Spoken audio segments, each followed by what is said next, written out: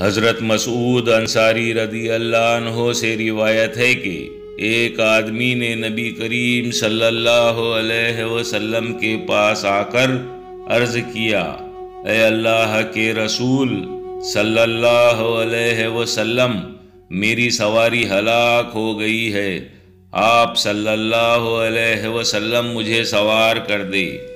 آپ صلی اللہ علیہ وسلم نے فرمایا، میرے پاس تو کوئی سواری نہیں ہے۔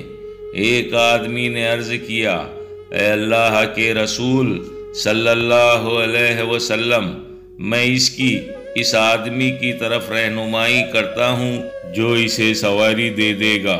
رسول اللہ صلی اللہ علیہ وسلم نے فرمایا، جس آدمی نے کسی کی نیکی کی طرف رہنمائی کی تو اس کے لیے اس عمل کرنے والے کی مثل اجر و ثواب ہوگا۔